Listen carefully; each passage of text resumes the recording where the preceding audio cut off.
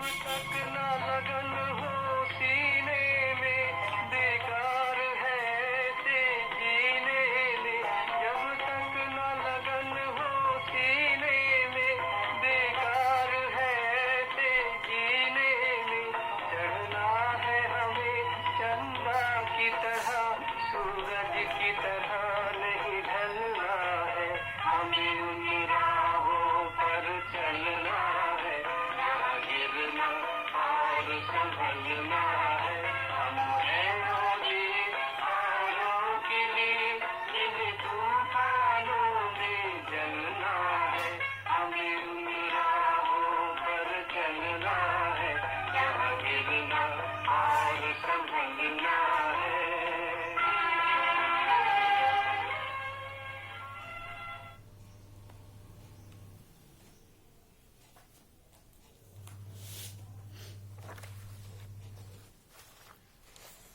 ओम शांति।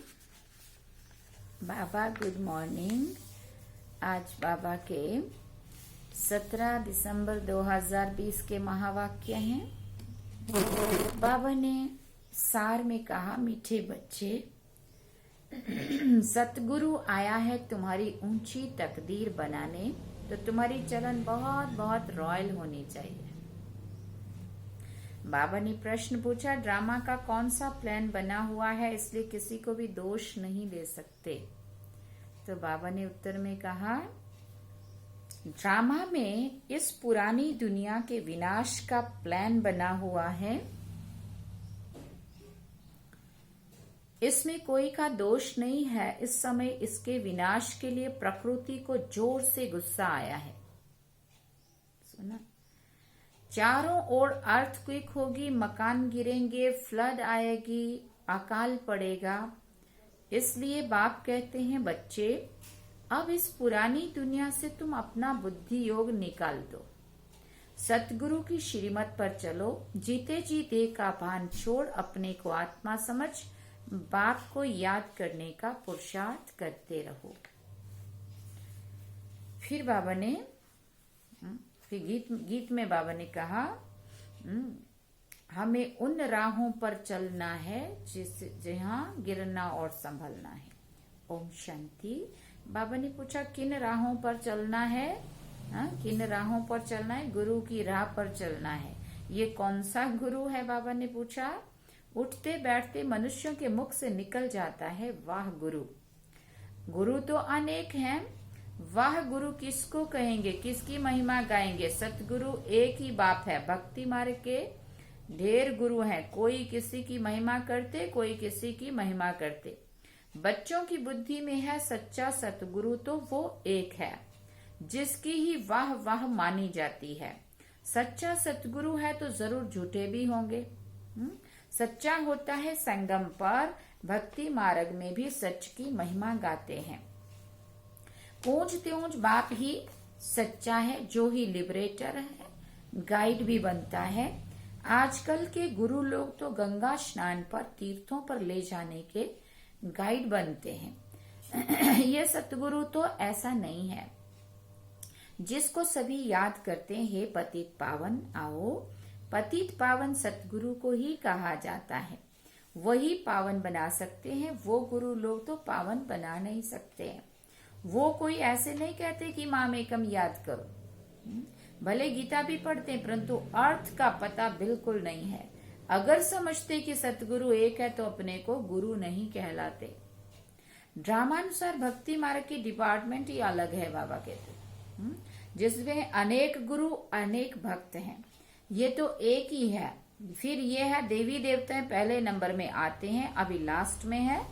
बाप आकर इन्हों को सत्युग की बादशाही देते हैं, तो और सबको ऑटोमेटिकली वापस जाना है। इसलिए सर्व का सदगति दाता एक कहा जाता है।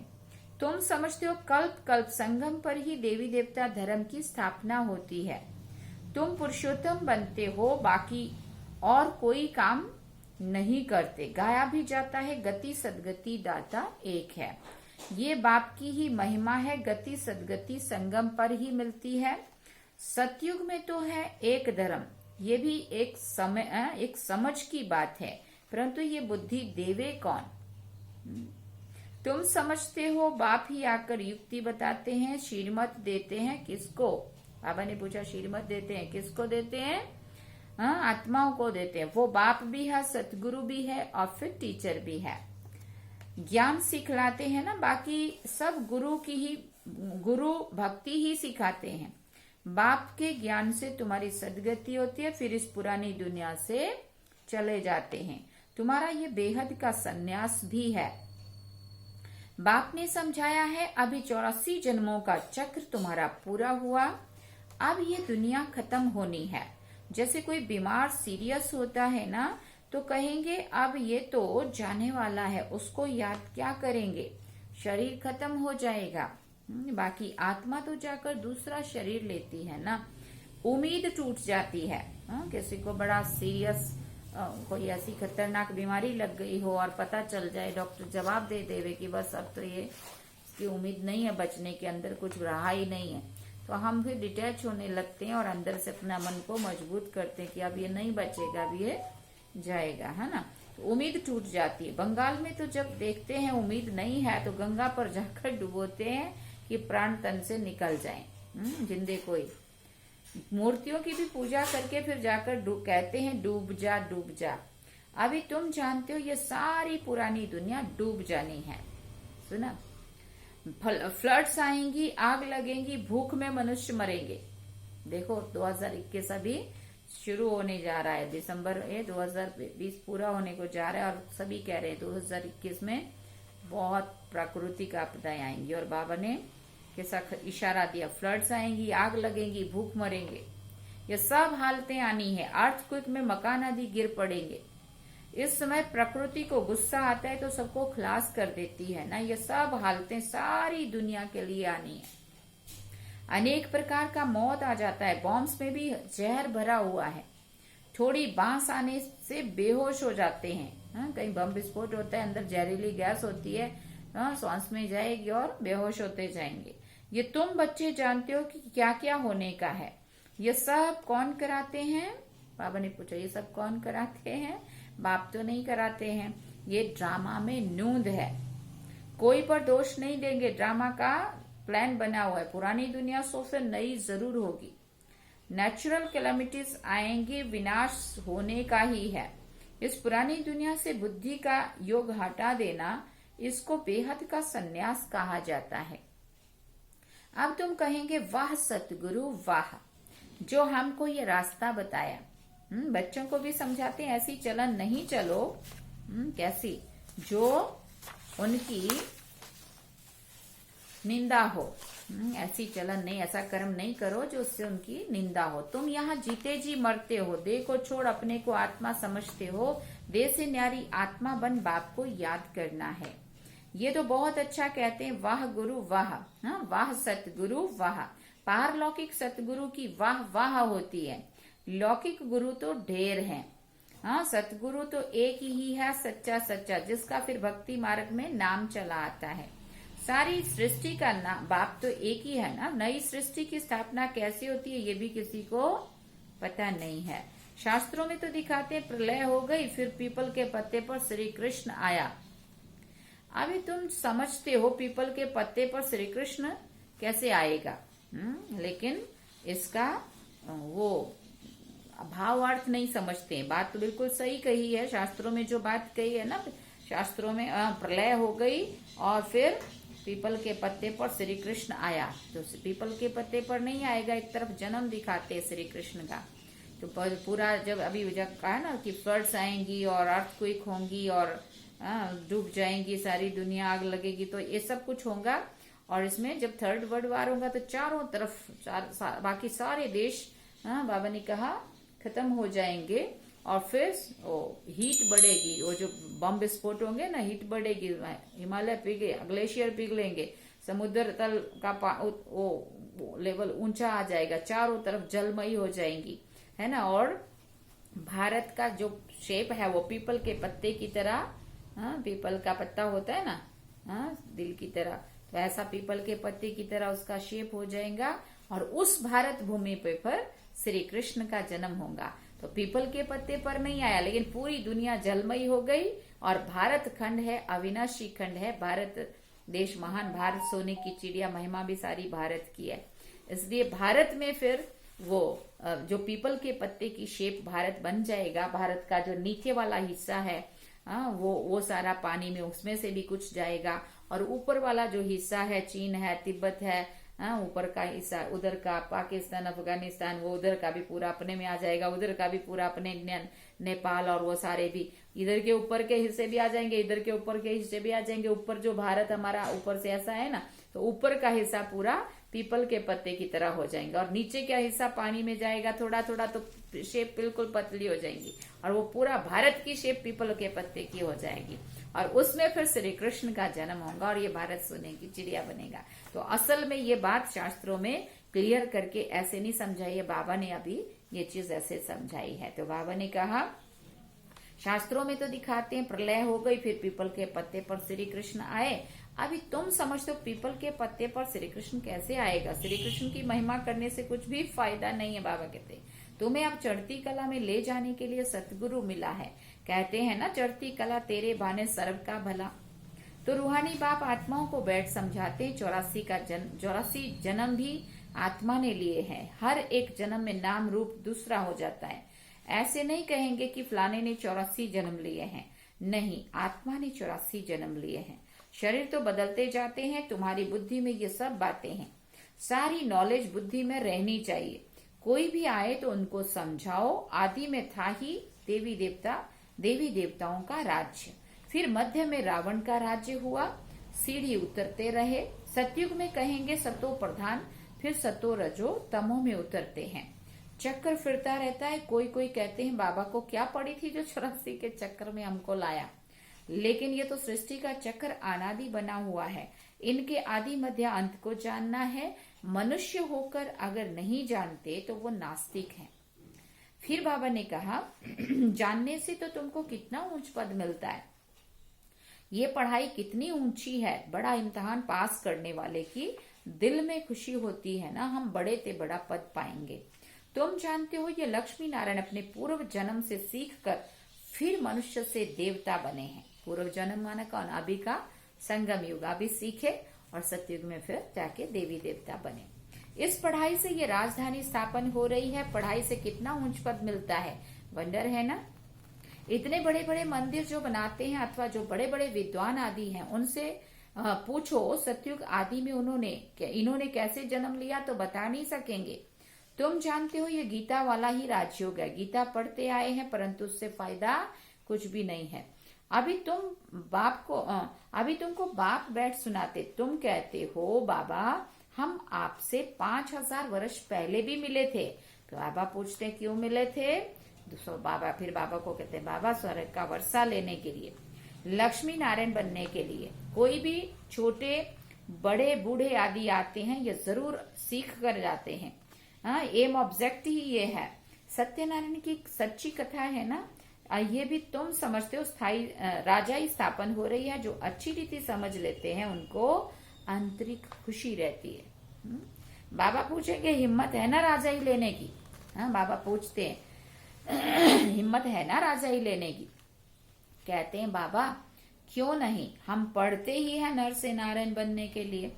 इतना समय हम अपने को देव समझ कर बैठे थे, अब बाप ने हमको राइटियस रास्ता बताया है। देही अभिमानी बनने में मेहनत लगती है, घड़ी घड़ी अपने नाम रूप में फंस पड़ते हैं। बाप कहते हैं इस नाम रूप से न्यारा होना है। अब आत्मा भी नाम तो है ना। बाप है सुप्रीम परम पिता। लौकिक बाप को परम पिता नहीं कहेंगे, परम अक्षर एक ही बाप को दिया है, वह गुरु भी इनको कहते हैं। तुम सिख लोगों को भी समझा सकते हो। ग्रंथ साहिब में तो पूरा वर्णन है, और कोई शास्त्र में इतना वर्णन नहीं है जितना ग्रंथ में है। जब साहिब सुखमनी में है, ये बड़े अक्षर ही 2 हैं। बाप कहते हैं साहिब को याद करो तो तुमको 21 जन्म के लिए सुख मिलेगा। इसमें मूंझने की भी बात नहीं है। बाप बहुत सहज करके समझाते। कितने हिंदू ट्रांसफर होके जाकर सिख बने हैं। तुम मनुष्यों को रास्ता बताने के लिए कितने चित्र आदि बनाते हो, कितना सहज समझा सकते हो। तुम आत्मा हो, फिर भिन्न भिन्न धर्मों में आए हो। ये वैरायटी धर्मों का झाड़ है और कोई को ये पता नहीं है कि क्राइस्ट कैसे आता है। बाप ने समझाया था नई आत्मा को कर्म भोग नहीं हो सकता। क्राइस्ट की आत्मा ने कोई विकर्म थोड़ी किया है जो सजा मिले। वो तो सतो प्रधान आत्मा आती है जिसमें फिर आकर प्रवेश करती, उनको क्रॉस पर चढ़ाते हैं, क्राइस्ट को नहीं। वो तो जाकर दूसरा जन्म लेकर बड़ा पद पा लेती है।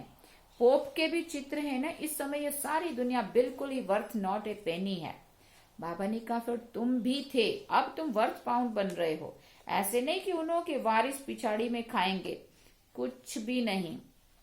कितना भी इकट्ठा कर लो, बाबा ने कहा सब डूब जाएंगे। तुम अपने हाथ भरपूर करके जाते हो, बाकी सब खाली हाथ जाएंगे। कैसे? क्योंकि सब लोग यहाँ के लिए जमा कर रहे हैं, वहां के लिए अपने हाथ से कुछ नहीं कर रहे हैं, और हम वहां के लिए सब कुछ अपना लगा रहे हैं, यहाँ के लिए बचत नहीं कर रहे हैं। सुना, इसलिए जो यहाँ वाला है वो तो विनाशी दुनिया के लिए इकट्ठा किया, चाहे बैंक में, चाहे घर में है, चाहे जमीन जायदाद में इन्वेस्ट कर लिया। अर्थ कोई हो गया, जमीन कहाँ ले चलेंगे साथ में? क्या ऊपर 10 प्लॉट होंगे तो भी साथ नहीं जाएंगे।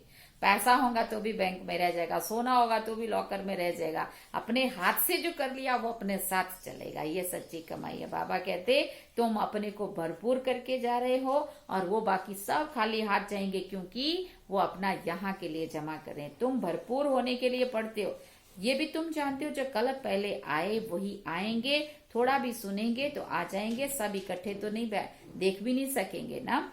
तुम भी प्रजा बनते हो, बाबा सबको थोड़ी देख सकते हैं, थोड़ा बहुत सुनने से भी प्रजा में आ जाते हैं। तुम गिनती नहीं कर सकेंगे। तुम बच्चे सर्विस पर हो, बाबा भी सर्विस पर है। बाबा सर्विस बगैर रह नहीं सकते। रोज सुबह को सर्विस करने आते हैं, सत्संग आदि भी सुबह को करते, उस समय सबको फुर्सत रहती है।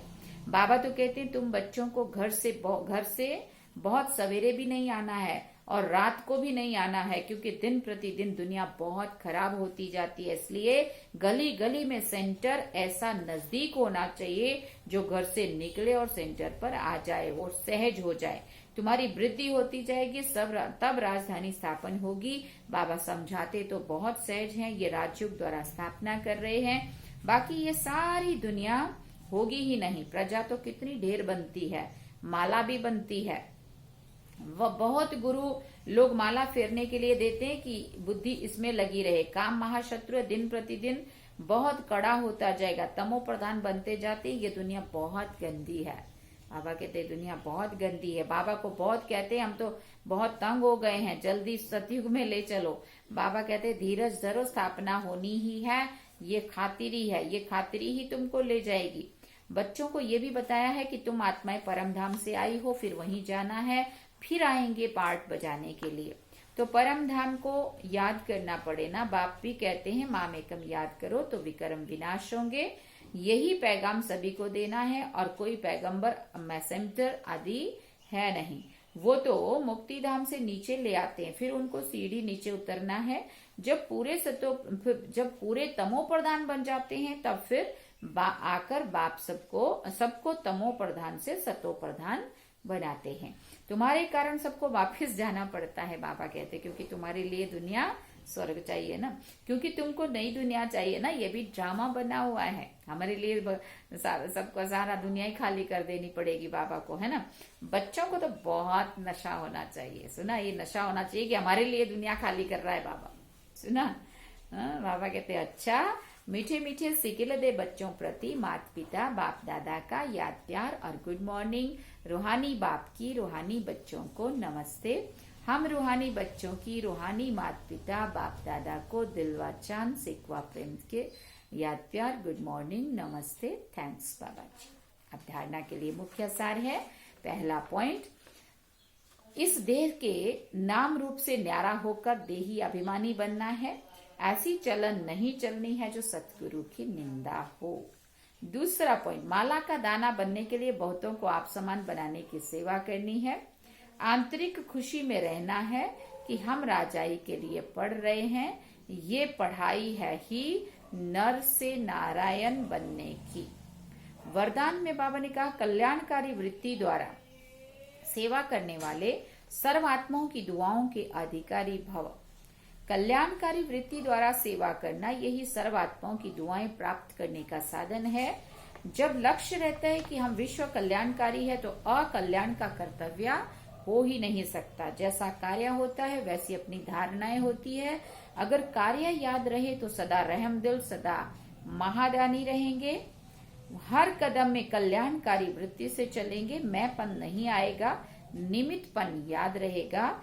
ऐसे सेवाधारी को सेवा के रिटर्न में सर्व आत्माओं की दुआओं का अधिकार प्राप्त हो जाता है। स्लोगन में बाबा ने कहा, साधनों की आकर्षण साधना को खंडित कर देती है। साधनों की आकर्षण साधना को खंडित कर देती है। इसलिए सभी लोगों का मानना होता है जितना जिंदगी में सादगी होगी ना, विचारों में उच्च विचार और सादा जीवन, सादा जीवन उच्च विचार, तो साधनों की तरफ जितना ज्यादा चकाचौंध होंगी उतना बुद्धि उस तरफ आकर्षित होंगी, है ना। इसलिए बाबा कहते साधनों की आकर्षण साधना को खंडित कर देती है।